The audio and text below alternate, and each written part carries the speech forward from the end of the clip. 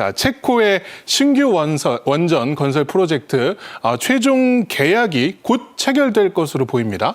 네, 그게 왜 그러냐면 왜 늦춰지냐면은 원래 우리가 아주 빨리 할 수 있었는데 조금 이제 늦춰진 이유는 미국과의 이제 실무 간의 그 기술적인 부분 때문에 그랬던 것이고 그것도 해결됐잖아요. 우리가 웨스팅하우스하고는 이제는 서로 협력 관계로 됐다는 건 우리 KTV를 통해서도 전해드렸습니다만 대략 한 빠르면 2월 정도 예상했는데 이렇게 좀 4월, 5월로 넘어가는 이유는 프랑스에서 또 이의 제기를 한 겁니다. 이 이제 지역 자체가 유럽이기 때문에 그렇습니다. 팀 코리아가 이제는 계약에 임박했고요. 체코 정부와 한국 수력 원자력 4달 최종 계약일을 논의하고 있습니다. 그러니까 5월 달에 최종 계약이 될 걸로 보입니다. 체코 정부는 원래 이제 3월 달에 계약을 하려고 했는데 프랑스 전력공사가 이의를 제기한 겁니다. 행정 절차로 이거 봐라, 이거 좀 절차상으로 좀 문제가 있었던 거 아니냐, 한국과의 협력이. 그래서 이제 행정 절차로 2개월이 연기됐고 체코의 반독점 사무소, 이 독점과 관련된 부분을 아마 프랑스 쪽에서 문제 제기를 했던 것 같아요. 경쟁사의 항소를 기각을 했습니다. 그래서 우선 협상자 선정에 문제가 없다. 24조 규모의 체코 신규 원전은 그래서 5월 달 최종 계약 초읽기에 들어갔다고 보시면 될 것 같습니다. 예, 최종 계약이 이루어진다면 우리 원전이 이제 유럽 원전 시장에 처음 진출하는 사례가 됩니다. 앞서 짚어주신 대로 그동안 여러 난관이 있었습니다. 일단 경쟁국이었던 미국과 프랑스로부터 이제 미국 같은 경우는 지적재산권 문제였고요. 그렇습니다. 그리고 네. 프랑스는 행정 절차 등을 문제 삼았는데 그동안에 있었던 절차들 좀 문제 삼았던 것들 좀 짚어볼까요? 그렇습니다. 이제 지난해 7월에 체코 원전 건설 우선 협상 대상자로 선정이 됐고 바로 우리 KTV를 통해서도 구체적으로 내용들을 설명을 드린 바가 있습니다. 체코는 한국의 제안이 거의 모든 기준에서 우선 이게 무슨 우리 로비로 될 수 있는 게 아닙니다. 일단 기술에서 원전이라는 게 막대한 비용에 두코바니 원전이 들어가기 때문에 체코도 우리 대한민국의 기술력이 넘버원 이렇게 그냥 확정이 된 겁니다.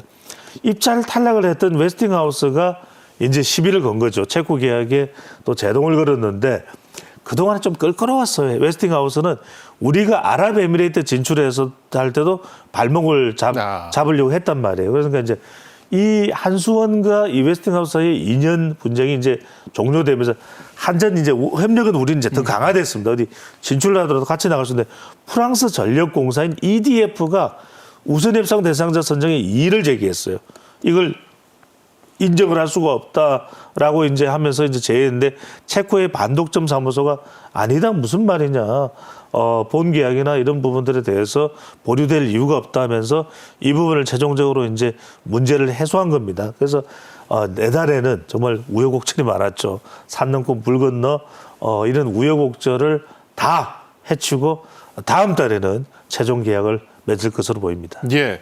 자, 유럽 진출의 신호탄을 체코에서 쏘아 올렸고 이제 다른 지역에도 상당히 우리 원전이 진출할 가능성이 높아지고 있습니다. 일단은 거론되는 지역이 중앙아시아 그리고 아프리카라고요. 그렇죠. 여기서 우리가 중요한 것은 뭐냐면 뭐 우리의 주요 경쟁자가 미국도 있겠지만 미국은 건설이나 이런 쪽으로 하기는 힘들어요. 그다음에 이제 프랑스가 있는데 프랑스도 가성비나 이런 데 있어서 우리가 정도의 기술력이나 비용을 못 맞춥니다.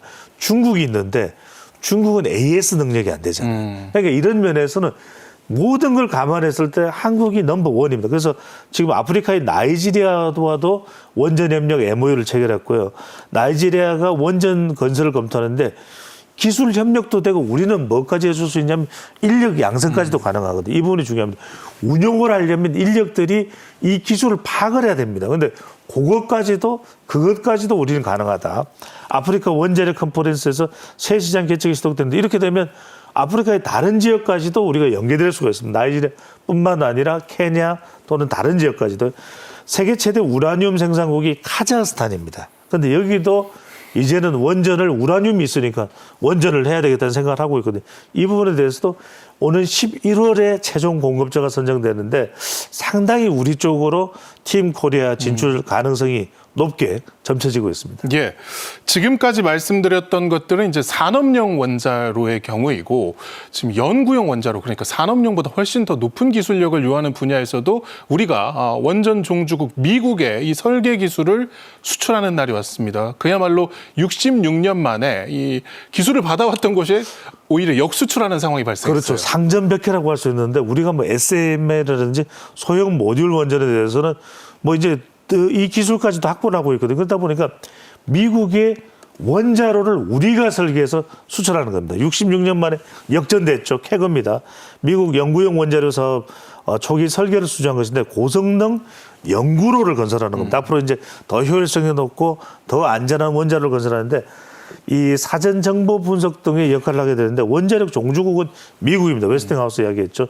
66년 만에 역수출 성과입니다. 말 그대로 우리가 그러면 미국마저도 앞질 수 있다라는 기술력을 인정받은 것이고 민간 국가 지정 얼마 전에 그 민간 국가 그건 뭐 영향받는 거 아닙니다. 그래서 미국 원자력 수출에 성공했고 정부는 이걸 통해서 웨스팅하우스하고도 협력을 했는데 기술력마저도 우리가 미국보다 뛰어나 그럼 미국은 오히려 우리를 더 추종해서 협력을 할 수밖에 없는 상황이기 때문에 앞으로 이 원전 이 기술력만큼 또 해외에서의 경쟁력만큼은 앞으로 새 정부가 들어서더라도 계속 유지될 필요가 있을 것으로 보입니다. 예, 오늘 말씀 여기까지 듣겠습니다. 지금까지 배종찬 인사이트K 연구소장과 이야기 나눴습니다. 고맙습니다. 감사합니다.